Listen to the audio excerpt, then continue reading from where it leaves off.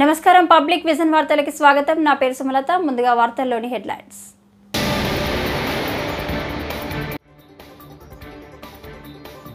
AP అప్పులపై ముఖ్యమంత్రి చంద్రబాబు ప్రకటన.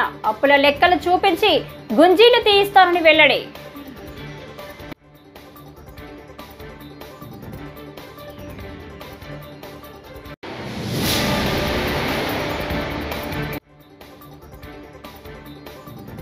అధికారంలోకి రాగానే ఉద్యోగులకు అన్ని చేస్తామని మాట ఇచ్చిన చంద్రబాబు బడ్జెట్లో మొండి చేయి చూపారని ఎన్ చంద్రశేఖర్ రెడ్డి మండిపాటు.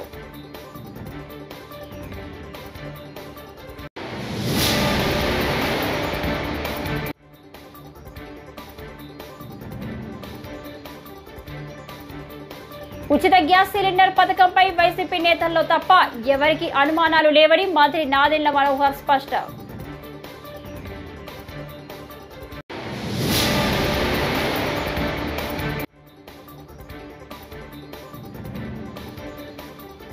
మేము అధికారంలోకి వచ్చాక రేవంత్ రెడ్డిని ఏం చేయాలో బాగా తెలుసు. కేటీఆర్ హెచ్చరిక.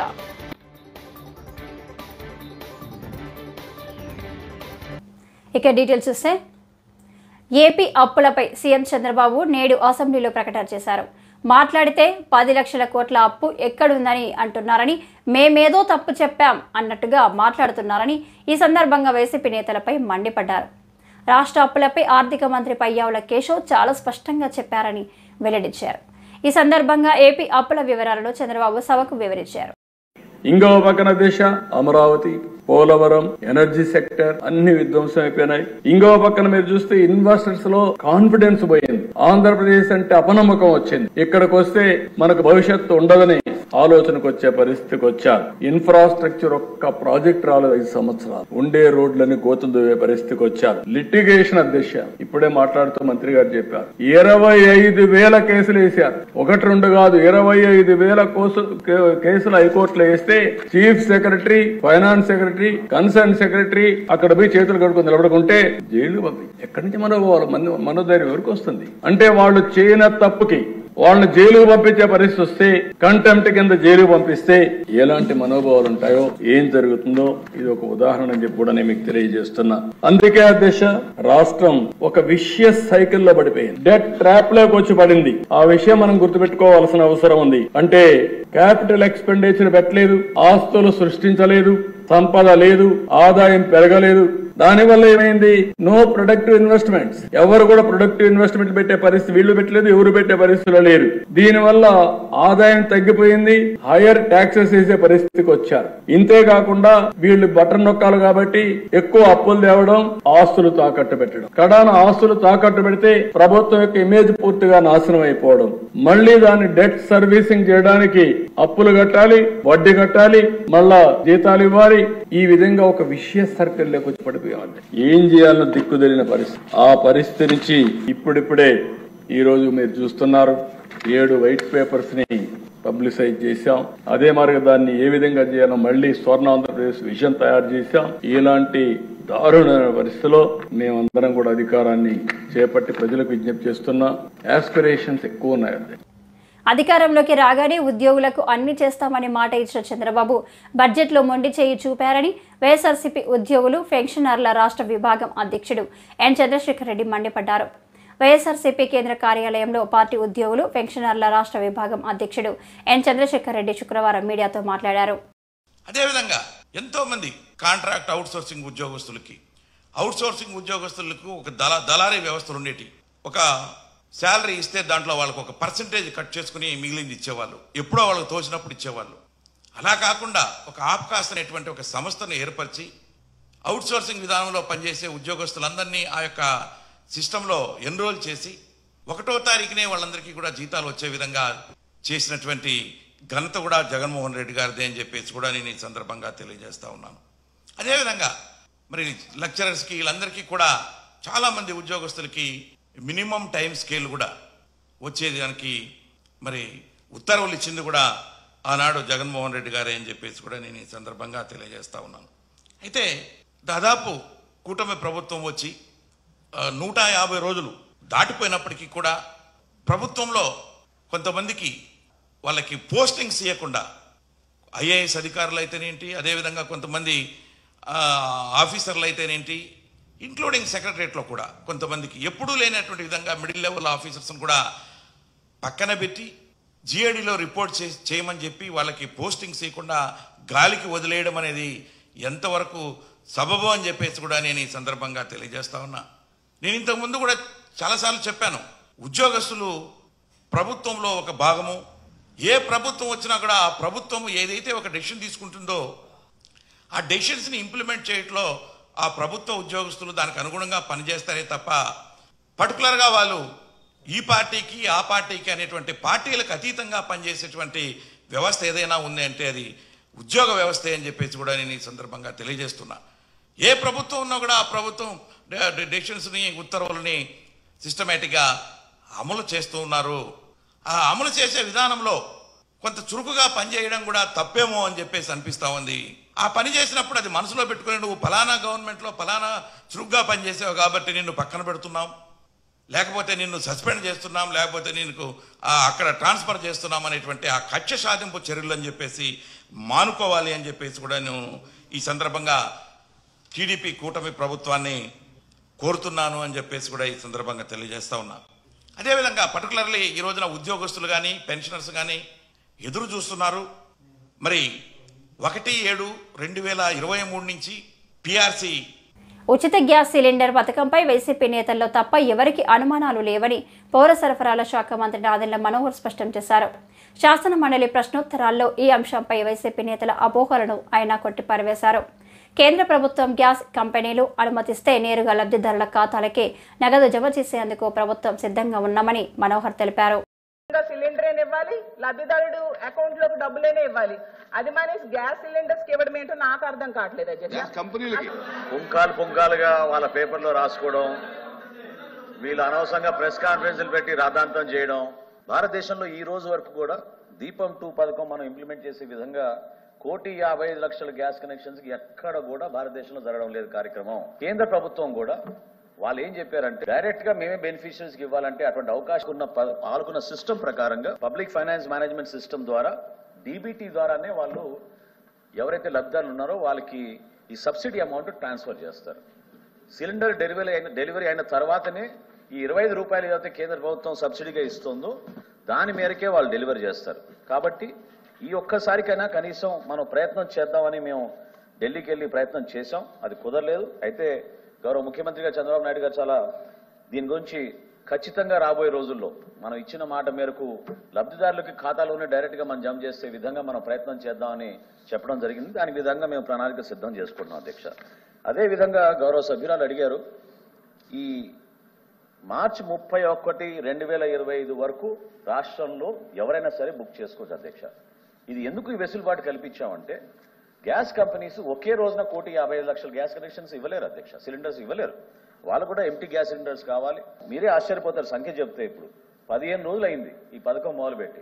ఇప్పుడు వరకు 35,77,566 బుకింగ్స్ అయినాయి అధ్యక్ష మన రాష్ట్రంలో. అందులో 25,64,951 డెలివరీస్ చేశాం అధ్యక్ష. 141,17,81,000 రూపాయలు అధ్యక్ష డైరెక్ట్ గా బెనిఫిషరీస్ కి మేము ట్రాన్స్ఫర్ చేశాం అధ్యక్ష. ఎవరికి అనుమానం లేదు, మీకు తప్ప. ప్రజలు అద్భుతంగా ఈ పథకాన్ని ఆశీర్వదించారు. మేము అధికారంలోకి వచ్చాక రేవంత్ రెడ్డిని ఏం చేయాలో తమకు తెలుసని బీఆర్ఎస్ వర్కింగ్ ప్రెసిడెంట్ కేటీఆర్ హెచ్చరించారు. ఈరోజు కొడంగల్ తిరగబడ్డది, రేపు తెలంగాణ తిరగబడుతుందని వ్యాఖ్యానించారు. ఎన్ని కేసులు పెట్టినా బీఆర్ఎస్ కార్యకర్తలు భయపడవద్దని ధైర్యం చెప్పారు. లగచర్ల ఘటనలో అరెస్ట్ అయి సంగారెడ్డి జైల్లో ఉన్న వారితో ములాఖత్ అనంతరం ఆయన జైలు బయట మీడియాతో మాట్లాడారు. వాళ్ళ రేవంత్ రెడ్డి కాంగ్రెస్ పార్టీ ఒకటి గుర్తుపెట్టుకోవాలా, భూమి మీద ఎవడు శాశ్వతంగా ఇక్కడే ఉండడానికి రాలే. నీ పదవి కూడా 5 ఏళ్లే. అలా మీ ఢిల్లీ వాళ్ళ కోపం వస్తే రేపో ఎల్లుండి తీసి పారేసినా కూడా దిక్కులేదు నీకు. నేను ఒకటే గుర్తు చేస్తున్నా, రేవంత్ రెడ్డి చక్రవర్తివి కాదు, నువ్వేమి రాజువు కాదు, నువ్వేమి పెద్ద నియంతవు కాదు. నీలాంటి వాళ్ళు చాలా మంది వచ్చిండ్రు, చాలా మంది వస్తారు ఇంకా భవిష్యత్తులో. ఒకటి మాత్రం పక్కా, పేదవాళ్లతోని ఎస్సీ ఎస్టీ బీసీలు చిన్న సన్నకారు రైతులు ఉన్న మొత్తం భూమిని నేను గుంజుకుంటా, ఏమన్నా చేస్తా. నేను కొడంగల్ మాత్రం మా అల్లునికి ఫార్మా కంపెనీ పెట్టిస్తా అంటే ఇది తెలంగాణ సమాజం మాత్రం తప్పకుండా తిరగబడుతుంది. ఇలా కొడంగల్ మరలబడ్డది, రేపు తెలంగాణ మొత్తం మరలబడుతుంది. నీకు బాగా ఉన్నది, ఏదో కుట్ర అని చెప్పాలి, ఏందో జరిగిందని చెప్పాలి, జైల్లో పెట్టాలి. మా పట్నం నరేందర్ రెడ్డిని కూడా జైల్లో పెట్టిండు. సరే, రాజకీయ నాయకులను మమ్మల్ని జైల్లో పెడితే పెట్టినావు, మేము చూసుకుంటాం.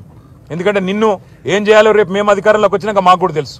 మేమేం వదిలిపెట్టాం. కానీ ఒకటి మాత్రం పక్కా, ఇవాళ ఈ 21 మందిని ఎవరినైతే నువ్వు జైల్లో పెట్టినావో వాళ్ళ కుటుంబాలు, వాళ్ళ ఉసురు నీకు, నీ పార్టీకి తప్పకుండా తాకుతుంది.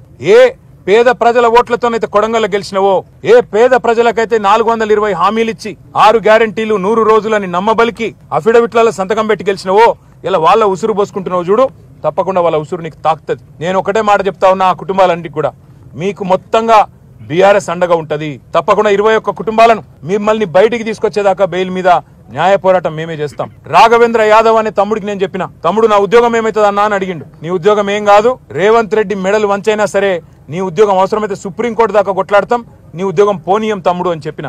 అట్లాగే మిగతా తమ్ముళ్ళు కూడా ఎవరైతే భయపడుతున్నారో, ఇయ్యాల తిరుపతి రెడ్డి దౌర్జన్యాలకు, పోలీసు వాళ్ళ దురాగతాలకు భయపడుతున్నారో వాళ్ళకు నేను విజ్ఞప్తి చేస్తా ఉన్నా, మిమ్మల్ని ఇంతకంటే పీకేదేం లేదు. ఇప్పటికే కేసులు పెట్టిండ్రు, అటెంప్ట్ మర్డర్ కేసు పెట్టిండ్రు, ఇక జైలు అనేది తెచ్చి పెట్టిండ్రు. ఇంతకంటే మీకేం పీకేదేం లేదు. ఇంకా ఉరి శిక్ష వేసేదైతే లేదు. ఆడ జరిగిన దాన్ని ఏదో దానికి మసిపూసి మారేడుకాయ చేసి పెద్దగా చేసే ప్రయత్నం చేసి తన అసమర్థతను, తన చేతగాంతనాన్ని, తన చేవలేనితనాన్ని ఇవాళ రేవంత్ రెడ్డి కప్పిపుచ్చుకునే ప్రయత్నం చేస్తా ఉన్నాడు. ధైర్యంగా ఉండండి, ప్రజాస్వామ్యబద్ధంగా కొట్లాడదాం. 60-70 లక్షల ఎకరం విలువ చేసే భూమిని 10 లక్షలకి అడ్డికి పావుషేరు గుంజుకుంటానంటే తప్పకుండా మీకు అండగా మేముంటాం. న్యాయస్థానాల్లో కూడా మీకు అండగా మేము నిలబడతాం. ఏపీ శాసనసభ ఉపసభాపతిగా సభ గౌరవాన్ని కాపాడతానని రఘురామకృష్ణరాజు స్పష్టం చేశారు. ప్రజలు ఇవ్వని ప్రతిపక్ష హోదా కోసం జగన్ మారం చేయకుండా అసెంబ్లీకి రావాలని రఘురామ హితవు పలికారు. శాసనసభ డిప్యూటీ స్పీకర్గా బాధ్యతలు స్వీకరించిన అనంతరం ఆయన మాట్లాడారు. గతంలో సభలో అమర్యాదగా మాట్లాడిన వారందరినీ ప్రజలు ఓడించారని గుర్తు చేశారు. జగన్కు ప్రజలు ప్రతిపక్ష హోదా ఇవ్వకపోతే చంద్రబాబును నిందించి ప్రయోజనమేంటని రఘురామ ప్రశ్నించారు. సభకి నమస్కారం. ఈరోజు ఈ సభలో నేను ఇలా కూర్చోగలిగి మాట్లాడటానికి ముఖ్య కారకులైన గౌరవనీయులైన ముఖ్యమంత్రి వర్యులు నారా చంద్రబాబు నాయుడు గారికి, జనసేన అని పవన్ కళ్యాణ్ గారికి, మా రాజుగారు కోప్పడతారు, మనస్ఫూర్తిగా మీరు చెప్పకపోయినా చెప్పేవాడిని, ప్రధాని నరేంద్ర మోడీ గారికి, భారతీయ జనతా పార్టీకి, అలాగే నాకెంతో సహకరించిన శాసనసభ్యులకు, ఎంత చేసినా మోడెస్ట్గా ఏవీ తెలియనట్టుండే ఇందాక చెప్పిన నా యువ నాయకుడు నారా లోకేష్ గారికి, అందరికీ నా హృదయపూర్వక నమస్కారాలు. మరి గొప్ప సంస్కరణలు చేపట్టి ప్రజామోదంతో, సభ్యుల ఆమోదంతో మరి ప్రజల జీవితాల్లో వెలుగు నింపింది ఈ సభ. ఆ పరంపరని కొనసాగిస్తూ ఆ బావుటాన్ని నిరంతరం వెలిగిస్తున్న మహానుభావులు చంద్రబాబు నాయుడు గారు సంక్షేమానికి కూడా ఎన్నో చట్టాలు ఇక్కడికి తీసుకొచ్చి మనం ముందుకెళ్తున్నాం. మరి అటువంటి మహానుభావులు ఎందరో మరి మాట్లాడిన ఈ అసెంబ్లీలో మరి గత 5 సంవత్సరాల్లో భాష మారిపోయింది. అతి దారుణంగా శాసనసభలో ఒక వ్యక్తులు ఇలా మాట్లాడతారా అని ఎంతో జుగుప్స కలిగించే విధంగా మాట్లాడారు. 99% జుగుప్సాకరంగా మాట్లాడిన వారందరినీ అతి ఎక్కువ ఓట్ల తేడాతో, వేల ఓట్ల తేడాతో ప్రజలు ఓడించారు. That is democracy. ఇది అర్థం చేసుకోలేక చిన్నపిల్లోడు చందమామ కోసం మారం చేసినట్టు ప్రజలు ఇవ్వలేదు. దానికి చంద్రబాబు నాయుడు గారు కానీ, లోకేష్ గారు కానీ ఎవరైనా ఏం చేయగలరు? ప్రజలు వారికి ప్రతిపక్ష హోదా ఇవ్వలేదు. మరి చట్టాలో లేని దాని గురించి మారం చేయటం అనేది ప్రతిపక్ష పార్టీకి భావ్యం కాదు. ఈ చందమామ మారాలు మానేసి ఇందాక మా అచ్చెన్నాయుడు గారు కోరుకున్నట్టు ఒక్కరోజు కాదు ఎక్కువ రోజులు ఇక్కడికి రావాలని మనస్ఫూర్తిగా కోరుకుంటున్నాను. నాకు మైక్ ఇవ్వట్లేదు అంటే ఒకసారి వచ్చి చూస్తే కదా తెలిసి మైక్ ఇస్తున్నారో లేదో. రాకుండానే నాకు మైక్ ఇవ్వట్లేదంటే డెఫినెట్గా 11 మంది సభ్యులు ఉన్నారు కాబట్టి వారికి ఉన్న సమయం డెఫినెట్గా. తిరుమల శ్రీవారిని సినీ నటుడు విశ్వక్ సేన్ దర్శించుకున్నారు. శ్రీవారి మెట్టు మార్గం ద్వారా గురువారం కాలినడకన తిరుమలకు చేరుకున్న విశ్వక్ శుక్రవారం ఉదయం వీఐపీ ప్రారంభ విరామ దర్శన సమయంలో స్వామివారి సేవలో పాల్గొన్నారు. టీటీడీ అధికారులు ఆయనకు స్వాగతం పలికి దర్శన ఏర్పాట్లు చేశారు. దర్శన అనంతరం పండితులు ఆయనకు వేదాశీర్వచనం చేసి స్వామివారి తీర్థ ప్రసాదాలు అందజేశారు.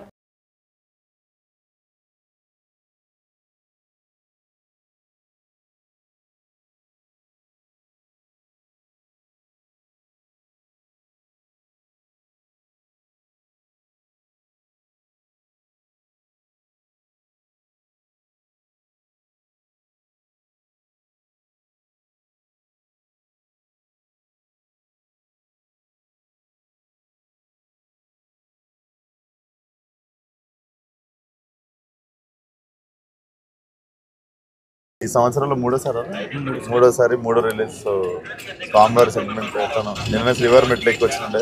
సో చాలా అద్భుతమైన దర్శనం అయింది. స్వామివారిని గెలిచినప్పుడల్లా కోరికలు మర్చిపోతుంటా. సో 22nd రిలీజ్ స్వామివారి బ్లెస్సింగ్స్ కోసం వచ్చిండే. చాలా ప్రశాంతంగా ఉండిపోండి. Thank you. వస్తుంది చెప్తా, నీకే ఫస్ట్ చెప్తా. అది కూడా చెప్తా, తెలంగాణ ఫస్ట్ చెప్తా. అయితే సినీ నటుడు ఎన్టీఆర్పై తమ అభిమానాన్ని వినూత్నంగా చాటుకున్నారు కొందరు యువకులు. కుప్పం నుంచి హైదరాబాద్ వరకు నడుచుకుంటూ ఎన్టీఆర్ నివాసానికి వచ్చారు. నందమూరి తారక రామారావుతో ఎన్టీఆర్ చిన్నతనంలో కలిసి దిగిన చిత్రపటాన్ని ఆయనకు బహుకరించారు. తన వద్దకు వచ్చిన అభిమానులను ఎన్టీఆర్ ఆప్యాయంగా పలకరించి వారితో ఫోటోలు దిగారు.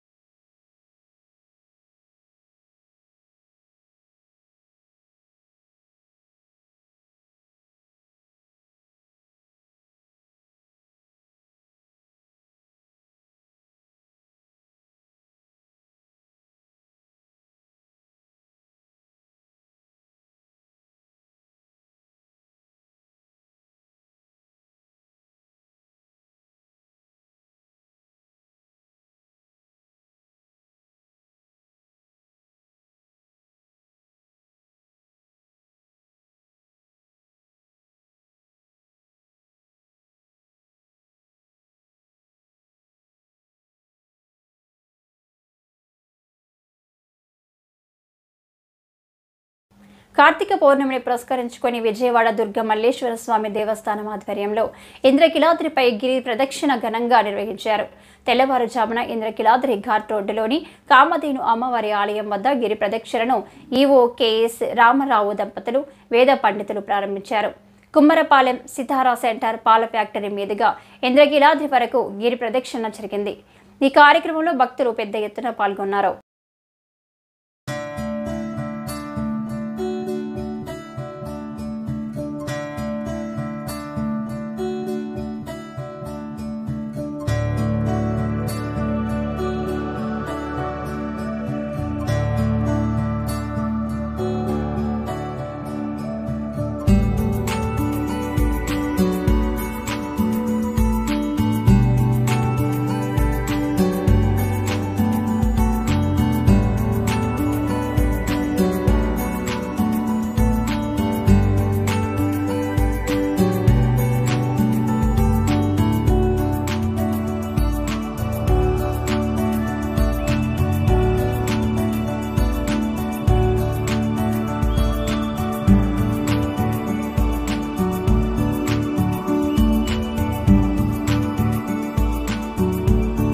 కార్తీక మాస సందర్భంగా ఈ రోజు గిరి ప్రదక్షిణ విశేష ప్రాధాన్యతను సంతరించుకుంది. ఈ రోజు దేవస్థానంలో జరిగే అన్ని కార్యక్రమాలకు స్పందిస్తూ భక్తులు కూడా అత్యధిక సంఖ్యలో గిరి ప్రదక్షిణలో పాల్గొనడం విశేషం. చాలా విశేషమైన రోజున గిరి ప్రదక్షిణలో పాల్గొని స్వామి అమ్మవారి యొక్క కృపకు పాత్రలు అవుతారని సంపూర్ణంగా విశ్వసిస్తూ, అలాగే ఈ రోజు కార్యక్రమాలైనటువంటి అభిషేకాలు, కాలార్చన, లక్ష బిల్వార్చన, అలాగే సహస్ర లింగార్చన కార్యక్రమాలన్నిటితో పాటుగా దీపోత్సవం తర్వాత జ్వాలా తోరణం కూడా ఈరోజు ఉండడం విశేషం. నెల్లూరు నగరంలోని పరమేశ్వరి నగర్ వద్ద ఉన్న బ్రాందీ షాపును ప్రభుత్వం వెంటనే తొలగించాలని ముస్లిం మైనార్టీలు చేస్తున్న ఆందోళన శుక్రవారం 11వ రోజుకు చేరుకుంది. ఈ సందర్భంగా ముస్లిం మైనార్టీ నేతలు మాట్లాడుతూ, పాఠశాలలు, ప్రార్థన స్థలాల వద్ద మద్యం షాపులను ఏర్పాటు చేయడం వల్ల స్థానిక ప్రజలకు ఇబ్బందులు పడుతున్నారన్నారు. ఉన్నతాధికారులు తక్షణం స్పందించి చర్యలు తీసుకోవాలని కోరారు. 11 రోజుల నుంచి నిరసన కార్యక్రమం జరుగుతుంది.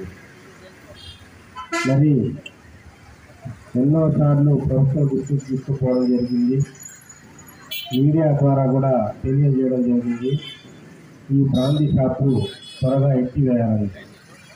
అయినా ప్రభుత్వంలో ఎటువంటి కదలిక లేకపోవడం, మరియు వైన్ షాప్ పెట్టిన వారికి వారి మీద వదిలేసి వారు ఎక్కితే వారు సొంతంగా చేయాలి, మనం ఏం చేయాలని రకంగా ప్రభుత్వం వ్యవహరించడం చాలా బాధాకరం. ఇంత పెద్ద ఎత్తున ప్రజలు నిరసన కార్యక్రమం చేస్తుంటే మరి ఈ విధంగా మీరు ఏదో పట్టించుకోవాలన్నట్టు మీకు ఏం సమస్య లేనట్టు వ్యవహరించడం ఇది చాలా దుర్మార్గం. కావున ఏదైతే మహిళలు, పెద్దలు, యువకులు ఇంత పెద్ద ఎత్తున నిరసన తెలియజేస్తున్నప్పుడు కూడా ప్రభుత్వం ఇక్కడ నుంచి వైన్ షాప్ తొలగించకపోవడం ఇది చాలా దుర్మార్గం. మరి ఈరోజు ఎన్నో రకాలుగా ప్రజలు ఇబ్బందులు ఉన్నారు.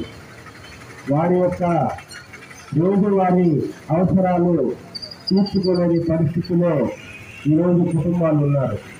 కుటుంబంలో ఉన్న పెద్దలు ఎంతో కష్టపడి వారి యొక్క కుటుంబాన్ని పోషించుకునే పరిస్థితులు ఉన్నప్పుడు మరి ఇలాంటి చెడ అలవాట్లైన ఈ మద్యంని షాపులు ఇక్కడ ఏర్పాటు చేయడం. టీటీడీ చైర్మన్గా బీఆర్ నాయుడుకి పదవి కట్టబెట్టడంతో పోసాని పిచ్చి పిచ్చిగా మాట్లాడుతున్నారని టీడీపీ రాష్ట్ర మహిళా విభాగం అధికార ప్రతినిధి రాణి అన్నారు. గురువారం ఆమె క్రోసూరులో పోసానిపై పోలీసులకు ఫిర్యాదు చేసిన అనంతరం విలేకరులతో మాట్లాడారు. అవాకులు చవాకులు పేలిస్తే నాయకులు దాకా అవసరం లేదని, టీడీపీ కార్యకర్తలే నాలుక కత్తిరిస్తారని హెచ్చరించారు. ఆడవాళ్లపై గౌరవం లేకుండా మాట్లాడితే సహించేది లేదన్నారు.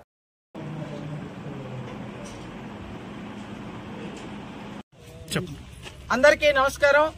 పల్నాడు జిల్లా పెదకూరపాడు నియోజకవర్గం క్రోసూరు మండలంలో ఈరోజు మరి పోసాని మీద మేము కంప్లైంట్ ఇచ్చాం. ఎందుకంటే అతను పిచ్చి పిచ్చి మాటలు మాట్లాడుతూ ఉన్నారు. నాయుడు గారికి ఒక పదవి ఇచ్చారని మరి ఓర్చుకోలేక ఈరోజు తను ప్రెస్ మీట్ లో మరి ఎట్లా పడితే అట్లా మాట్లాడుతున్నారు. గతంలో కూడా చంద్రబాబు నాయుడు గారిని, లోకేష్ గారిని, పవన్ కళ్యాణ్ గారిని ఇష్టానుసారంగా మాట్లాడారు. ఇలా మాట్లాడితే నాయకుల అవసరంలో ఇట్లాంటి ఎదవలకి కార్యకర్తలు నాలుగు కత్తిరిస్తారనేది మేము చెప్తా ఉన్నాం.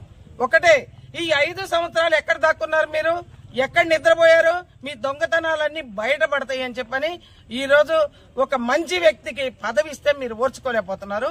5 సంవత్సరాలు జగన్మోహన్ రెడ్డి గారికి పాపం మరి ఆయన పదవి గుర్తుందో లేదా ఈ చేసే తప్పుడు పనులు మరి గుర్తు లేకో తెరచాటునే ఉన్నారు కానీ తెర ముందుకు రాలా. ఇప్పుడంతా 5 నెలల్లో ఎందుకు బాబు ఎన్ని ప్రెస్ మీట్లు పెట్టావు? సిగ్గనిపించట్లా మీకు? ఎదవలకి పదవులు ఇచ్చింది మీరు, మరి మంచి వ్యక్తులకి భక్తి ఛానల్ నడుపుతూ మరి సేవా కార్యక్రమాలు చేసే నాయుడు గారికి ఒక పదవి ఇస్తే మీరు ఓర్చుకోలేకపోయారంటే. కుప్పం ఆర్టీసీ డిపో పరిధిలో త్వరలోనే ఎలక్ట్రికల్ బస్సులను నడపడం జరుగుతుందని ఆర్టీసీ వైస్ చైర్మన్ మునిరత్నం పేర్కొన్నారు. కుప్పం డిపో పరిధిలో శుక్రవారం ప్రజా రవాణా సదస్సు నిర్వహించారు. కుప్పం ఆర్టీసీ బస్టాండ్ను రాష్ట్రానికి మోడల్ బస్ స్టేషన్గా మార్చడం జరుగుతుందన్నారు. పాత బస్సులను పైలట్ ప్రాజెక్టు కింద ఈ బస్సులుగా మార్చేందుకు చర్యలు తీసుకుంటామన్నారు. కుప్పాన్ని అన్ని రంగాల్లో అభివృద్ధి చేయాలనే భాగంగా ఈ రవాణా సంబంధించినటువంటి విషయాల గురించి చాలా ఆలోచనలో ఉన్నారు. ముఖ్యంగా కుప్పం ఒక మారుమూల ప్రాంతం. ఇక్కడ తమిళనాడు, కర్ణాటక రాష్ట్రం మధ్యలో ఉన్నటువంటి ఈ కుప్పం ప్రాంతంలో ఇక్కడ మారుమూల గ్రామాలకు గతంలో మరి ఇప్పుడు కూడా ప్రతి రోడ్డు కానీ సిమెంట్ రోడ్డు కానీ మొత్తం కూడా నిర్మించి మంచి పద్ధతిలో ఈ రవాణాకు కావాల్సినటువంటి రోడ్డు నిర్మాణం జరిగింది. అదేవిధంగా బస్సులు కూడా ఈ గ్రామాలకన్నీ కూడా వేయాలనే ఉద్దేశంతో దాదాపు 140 బస్సులు కుప్పం డిపోకు ఉంది. తెలుగుదేశం పార్టీ నందమూరి తారక రామారావు గారు వచ్చినప్పుడు ఆ రోజు గౌరవ శాసనసభ్యులుగా ఉన్నటువంటి రంగస్వామి నాయుడు గారు ఆ రోజు ఆయన యొక్క ప్రయత్నం ద్వారా ఈ కుప్పం బస్ డిపో కూడా 10 ఎకరాల 34 సెంట్లు ఒక కుప్పం నడిబొడ్డులో ఇంత పెద్ద ప్రాంతాన్ని ఆ రోజు ఇంత పెద్ద ఆస్తిని మనం తీసుకోవడం జరిగింది. గౌరవ ముఖ్యమంత్రి గారు ఈరోజు ఎక్కడా లేని విధంగా ఒక వినూత్నమైనటువంటి అత్యాధునిక ఆర్టీసీ ప్రాంగణం నిర్మించాలనే ఉద్దేశంతో దాదాపు 70 కోట్ల రూపాయలతో ప్రణాళికలు రూపొందిస్తున్నారు.